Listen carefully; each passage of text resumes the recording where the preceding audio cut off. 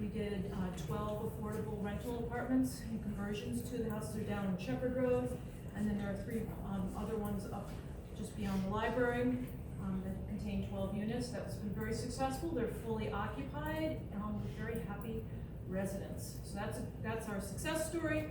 And our future, we hope, is a net zero home ownership project at the base of Haystack. And we received permitting for that last springtime. And we are working on funding sources as we speak. We do have some pre-development loan money coming from the state, and that's good news, and the rest is to be continued. Most importantly, I'd like to introduce Jocelyn Eyre. Jocelyn, I am very excited to hear what she has to say. She has been a really strong force in affordable housing throughout northwestern Connecticut, and really in the state. I hold you responsible, and maybe not accurately, for the whole running the Northwest COG housing group. And that group, I think, has let us, our affordable housing teams in the northwestern corner, have a unified voice with the state, which I think is incredibly valuable. Every couple months? 4 times a year. It's really 4 times a year? Well, 4 times a year we get together. We get together all 21 towns. It's not 21 towns that we represent, but 21 towns we represent. I don't know how many we are at the table, but we all get together and we talk about what's happening in each of our towns, and we learn from each other and share stories. And we have definitely developed a unified front with respect to the state, which means that we look more like a city of Hartford or Bridgeport in terms of volume than a bunch of little individual towns, which is incredibly valuable. Jocelyn, in addition to her work with the affordable housing, has recently done the Plan of Conservation and Development and comprehensive economic development strategy for the Northwest corner. And the goals on this are exciting, as far as I'm concerned: attract young residents to our towns, support our farms, protect national resources, meet the needs of our older adult residents, and become a hub for rural innovation and entrepreneurship. So I think that is super important, and housing's one piece of it, which Jocelyn's going to talk about a little bit more tonight. I think what you're going to be covering is that we need to consider a range of different housing options. If you think about it, what your family's needs were when you were raising children or are raising children is different than that next generation, and different yet again than when people are aging in place. And we need to be addressing all of those needs, and as well as the different socioeconomic needs. And some of that's supportive housing, and some of it is just making sure we have all types of housing available. And I think Jocelyn's going to address a lot of that tonight. And she'll talk about what we have in Norfolk and what the breakdown is here, I think, a little bit, as well as what is being done and has been done elsewhere, particularly in northwestern Connecticut. So I think it's going to be very interesting, and I'm going to let Jocelyn start. Thank you.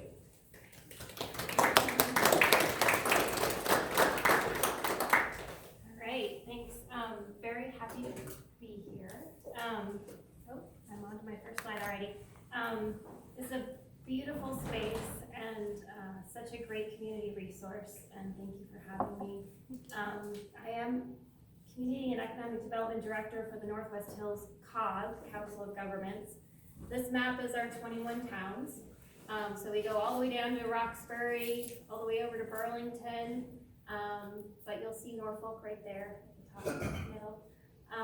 So basically we work with all 21 towns and collaborate and coordinate across the towns on issues of economic development, community development, housing, transportation, and we do regional planning, but then we also implement those plans and try to make sure that we're meeting our goals and helping our small towns meet their goals moving forward.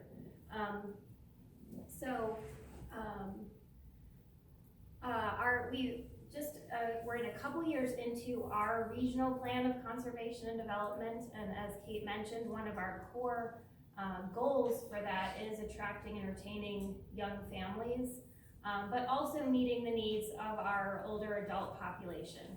And there's a lot of needs around housing for both of those for both of those segments. And so we think a lot about how to meet those housing needs in Northwest Connecticut. One of the things also that Kate mentioned that I work with is the Northwest Connecticut Regional Housing Council. So there are 13 local housing organizations in our towns that are working every day as volunteers to create housing options, and they're listed here. 14. We have a new one. The Falls Village Housing Trust is fairly new, and the Barkhamstead Housing Trust is pretty new.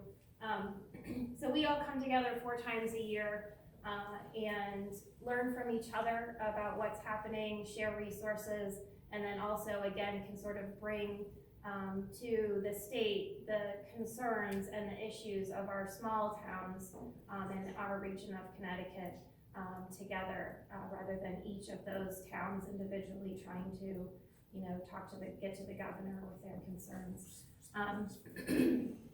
In these small towns, we do have about 360 senior and family affordable rental units, and 66 affordable homeownership units, which I think is pretty impressive. That doesn't include Torrington and Winstead. That's just the small towns in our region. So what I'm going to talk about a bit tonight is, again, planning for the housing needs. In our lifetime, we all have, most of us have different housing needs when we're younger, through when we have, when we're in the middle of our lives and when we're older, and also our family members and the folks that we rely on to help us through our lives all have different housing needs as well. Many of us have times in our lives where we want to rent, and then other times where we might want to own, and then we might want to rent again. We sometimes want to have a single family detached home, and other times we're happy to be closer to other people and closer to things that we can walk to. Sometimes we can afford a bigger house, and other times we can't in our lives.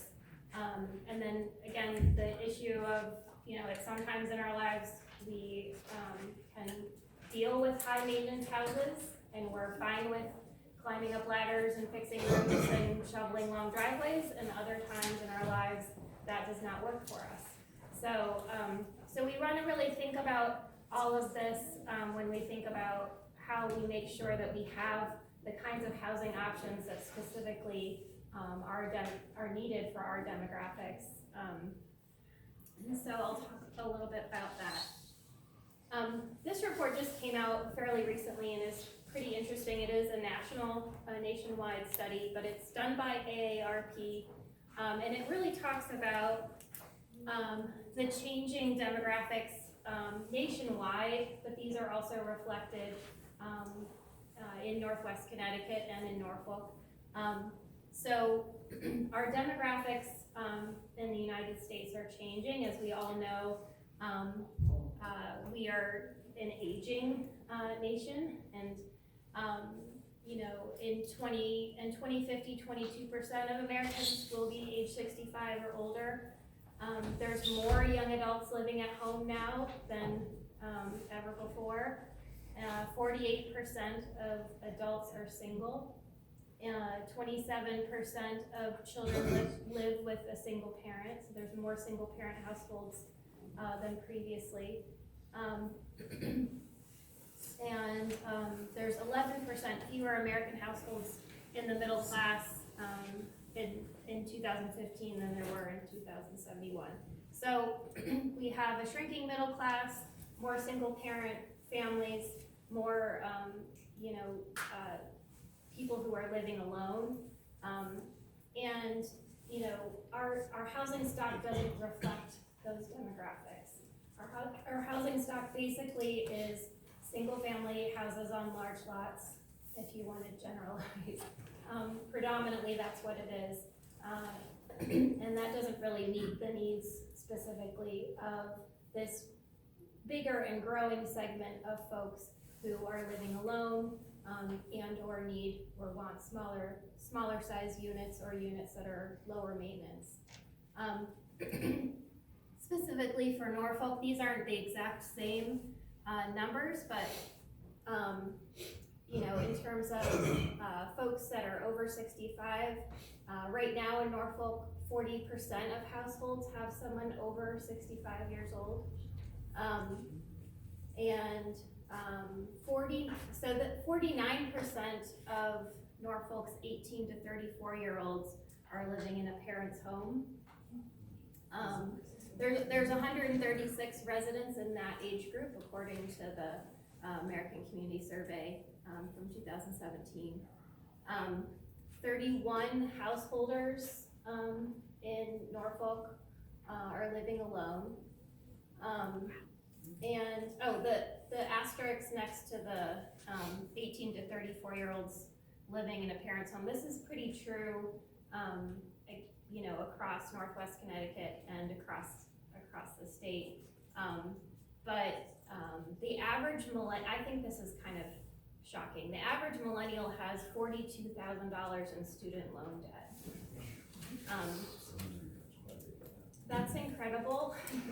And it helps you understand, I think, why a lot of young people are not in the home buyer market. And also, you know, often end up putting off other things like getting married and moving out of their parents' basement. So the home ownership rate for millennial households is 38%, versus everyone else where it's 64% of all households. Student loan debt is big.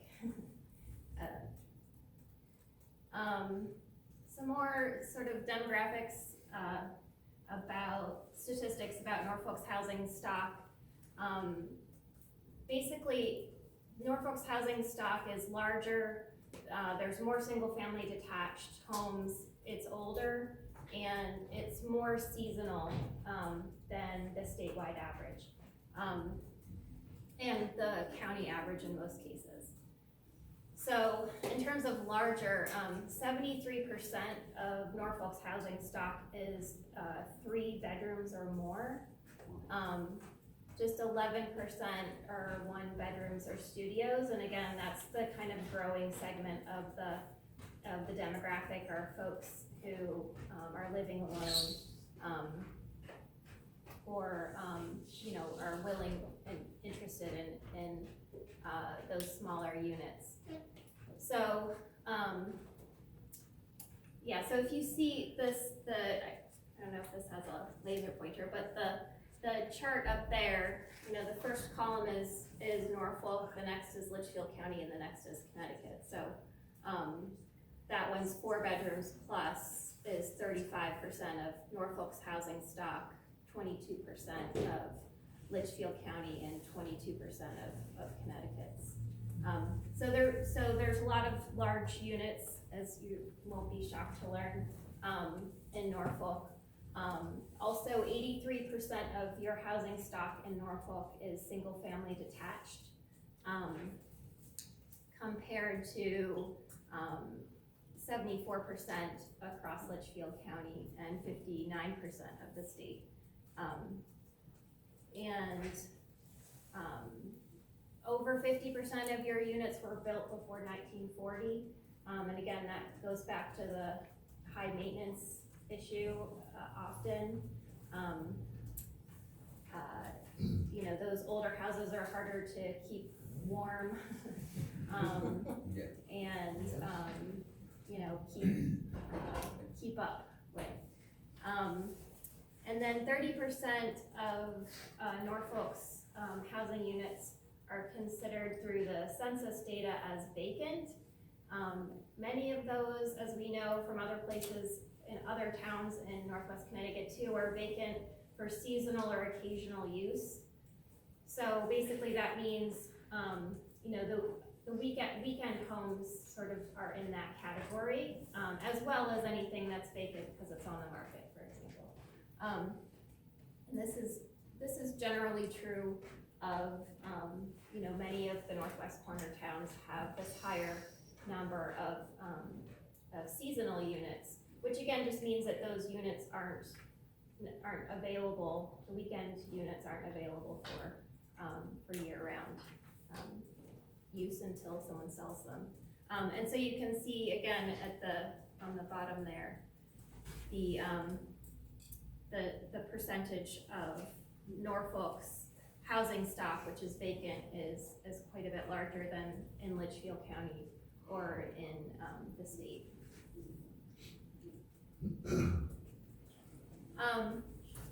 So I can talk about that stuff more if you want, but I'm going to talk a little bit about what we can do to meet the changing housing needs and what many of the towns around Norfolk are doing, as well as Norfolk, to try to meet those needs.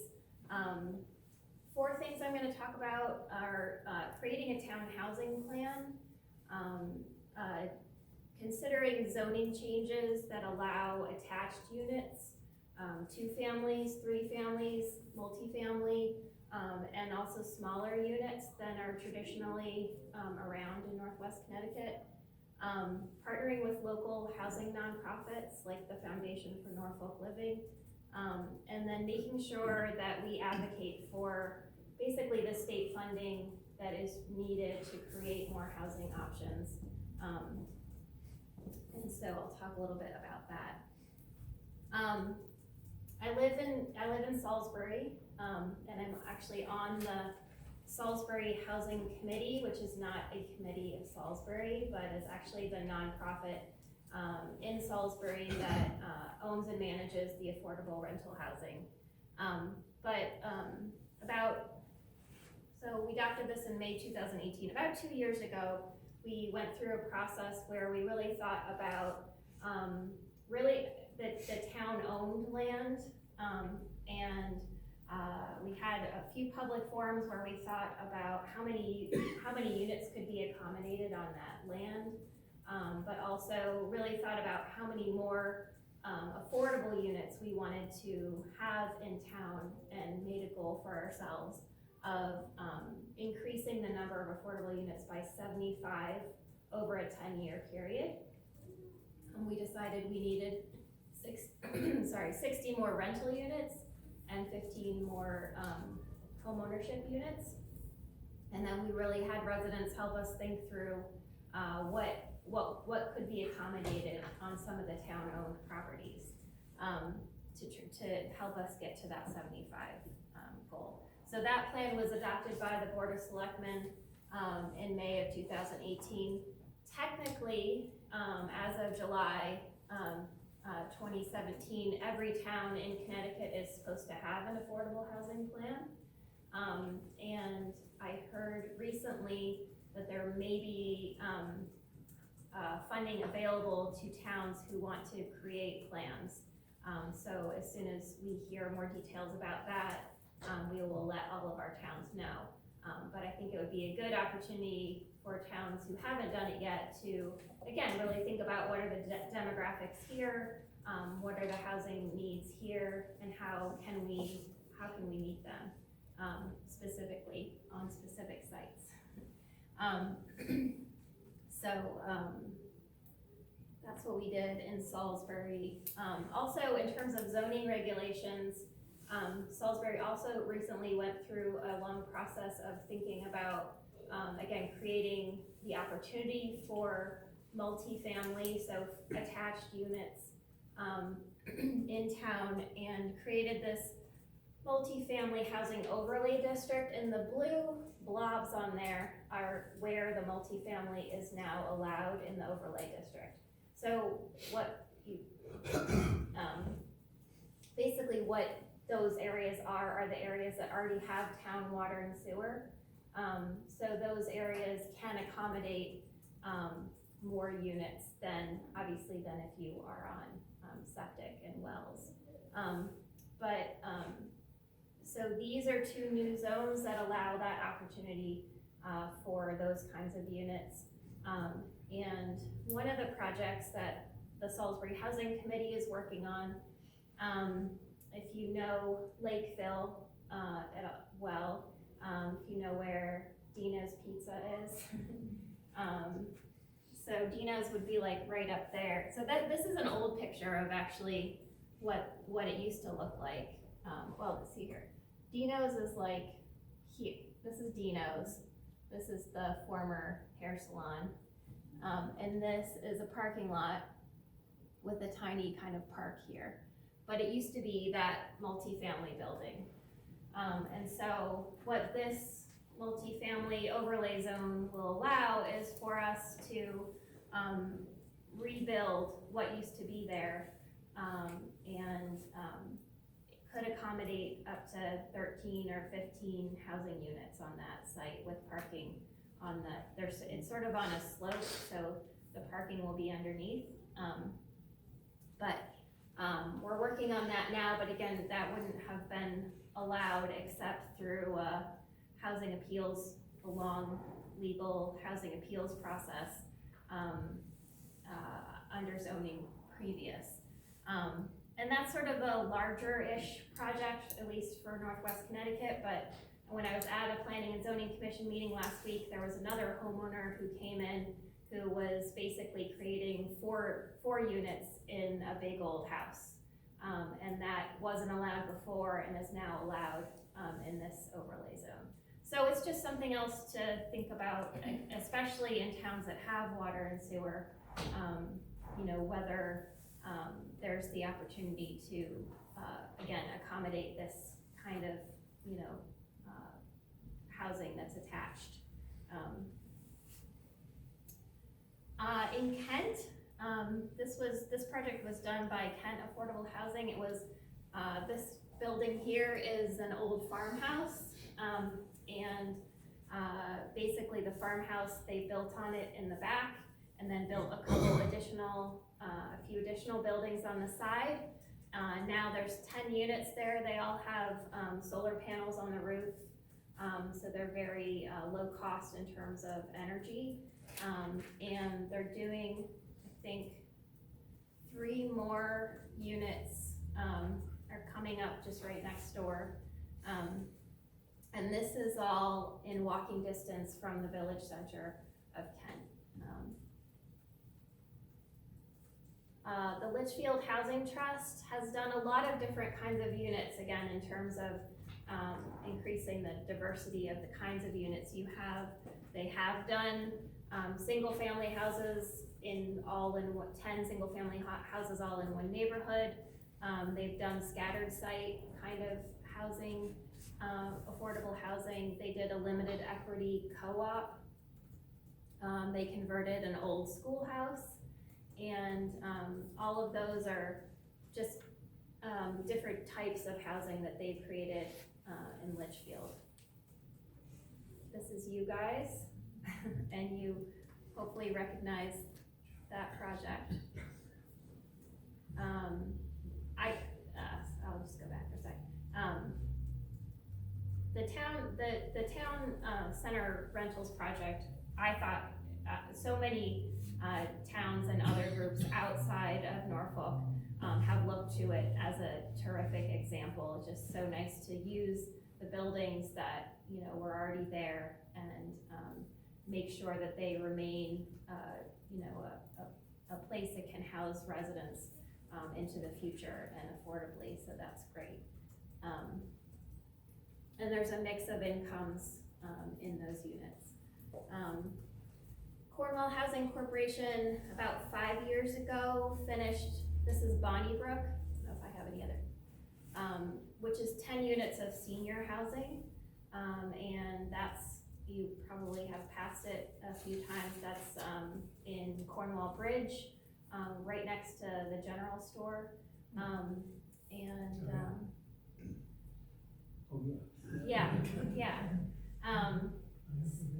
the other kind of project that this is Cornwall Housing Corporation. They have something called the parcel program, where they get land donated to them, and they find homeowners who want to actually build their own house, and they build a house on the land the land is owned by the Cornwall, the Cornwall Housing Corporation, so it's kind of like a land trust model, but the homeowner owns the house and builds the house. This has been a model that's been actually increasingly difficult to I think sustain. There's a very small segment of people who want to and have the skills to build their own house and qualify for a mortgage, but are also within the income limits of the program. But it has worked on, I think they have 8 or 9 houses now that were done under the parcel program. In Goshen, it's actually our office right there. But the Village Marketplace, which is next to the gas station in Goshen, is already a mixed use.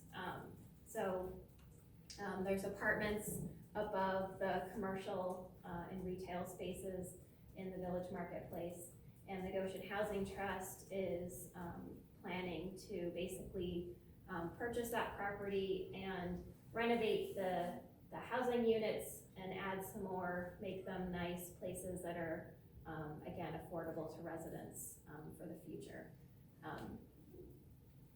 So that's another model, again, a kind of mixed use model where you have retail or commercial on the first floor and residential on the second floor.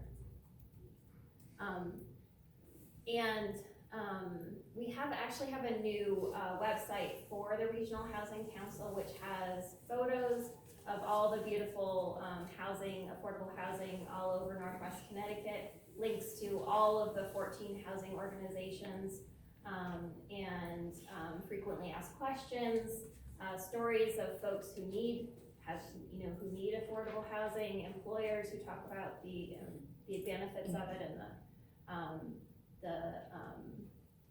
the need for it. So that is all on nwcthousing.org if you want more information on that. There's also an inventory of all the affordable housing that we have in Northwest Connecticut. And just so I don't forget, I spend a bunch of time talking about affordable housing, but when Salisbury did their multifamily housing regulations, it was really to encourage market rate and affordable, really any kind of multifamily, just to, again, increase the diversity and the range of housing options that we have in Salisbury. So I'm talking a lot about affordable, and I think affordable is important, but I really think what's important is just encouraging all different kinds of housing options at different income levels as well. And again, I think that was good about the Norfolk project. It's a mixed income project. And lastly, this is just a pipeline of what we really need in Northwest Connecticut in order to make sure that we can have more the affordable housing that's needed. It's a lot of money, but it's not a lot of money if you think about it compared to what the state spends on housing all over Connecticut. So again, back to what Kate was saying, what we can do is put all these numbers together and present them to the State Department of Housing to really help them understand what we need in terms of bond funding. You may have heard that the governor is basically holding bond funding hostage until the whole transportation situation gets worked out. In the meantime, there's a lot of good projects that can be moving forward, but are kind of just waiting for the funding that are needed to make them move forward. So we'll continue to advocate the Regional Housing Council level to make sure that we have the resources that are needed to push these projects forward. So I think that's all I have for slides. Yeah.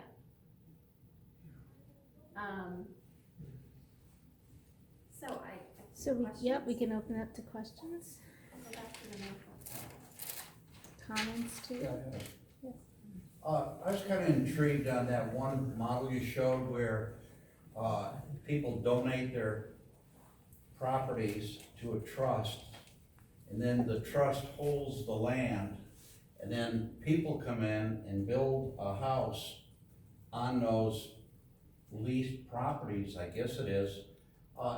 What happens in the event the person later decides to sell it? Does it affect the value of it? Because now they're trying to sell the real property that's on a leased piece of property. You know what the legal ramifications are for that type of a model? Yeah, so that's what I call the housing trust model. And it's a pretty common model that's used, that piece of it, that the nonprofit owns the land and then the homeowner owns the house. It's actually pretty similar to Habitat for Humanity as well. And my understanding of how it works, for example, for Cornwall, the Cornwall Housing Corporation, they have a right of first refusal when the homeowner sells the home. And it's a limited equity situation, so, again, so you couldn't, like, say, build a modest house and then, I'm trying to think of how the equity that you can build on the home is limited. It's just limited to the house itself and not the It's land. Right. Yeah, and part of the land is deed restricted. Right.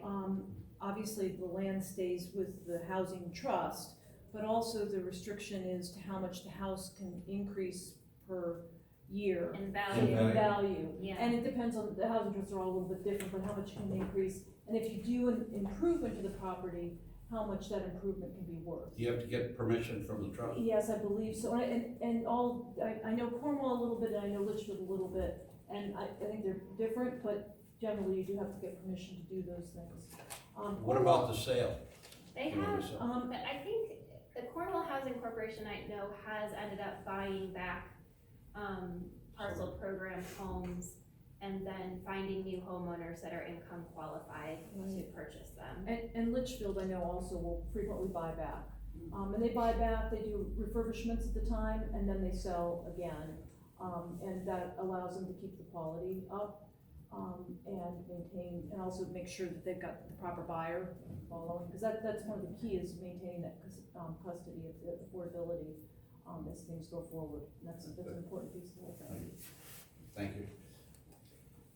Justin, I'm curious if your statistics include Meadowbrook here in town, the senior housing.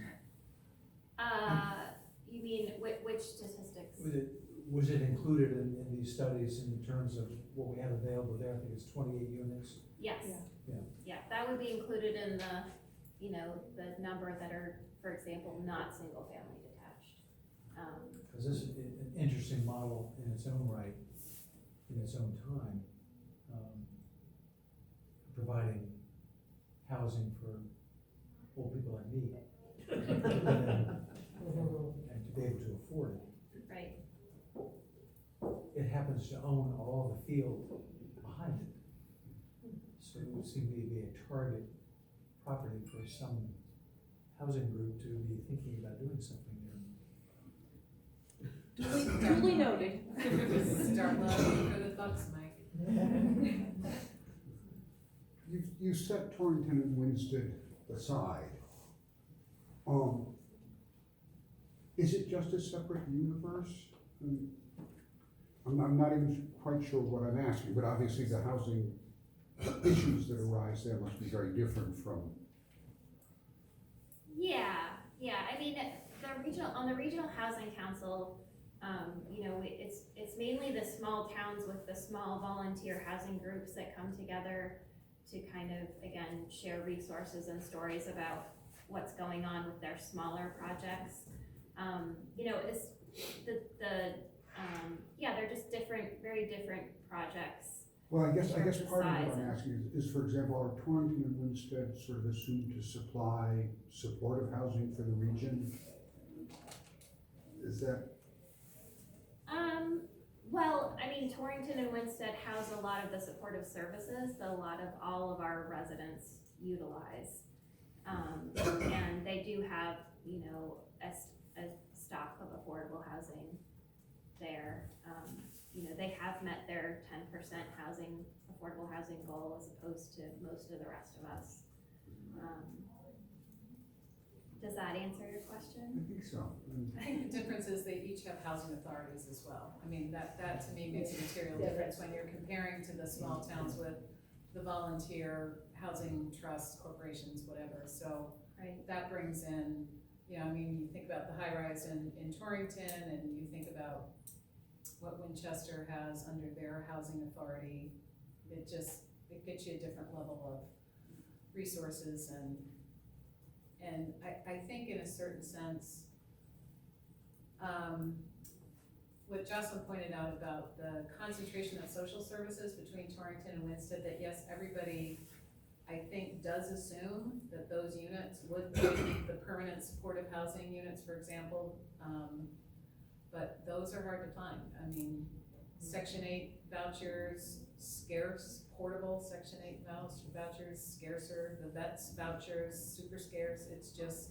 It's really hard to get those vouchers in order to go around the region, number one, and number two, actually find, you know, receptive landlords sometimes.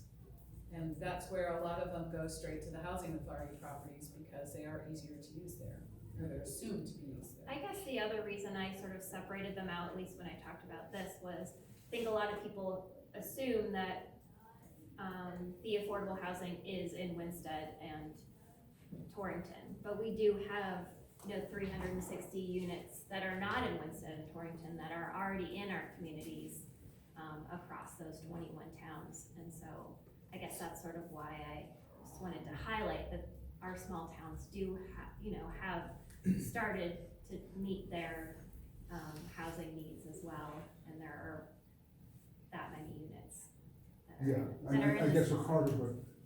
what Julie is saying is, as I'm understanding anyway, is a little bit, housing possibilities are in part limited or structured, let's say, by social service operations as well. Where you have them, you can do certain kinds of housing that you can't do other places.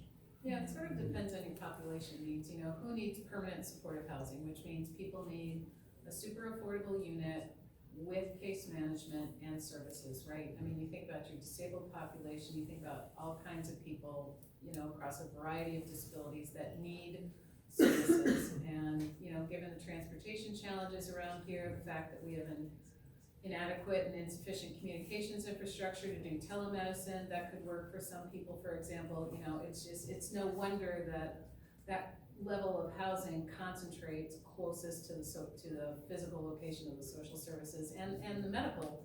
You know, you think about, you know, Charlotte Hungerford Hospital and Community Health and Wellness, which is the FQHC for the region. They just opened a beautiful new office in Winstead, which, you know, has brought a lot of services to Winstead, which is fantastic. So those are all sort of considerations. Yeah, but it also means that the people who need that housing, who are spread all across the county, Right. will end up going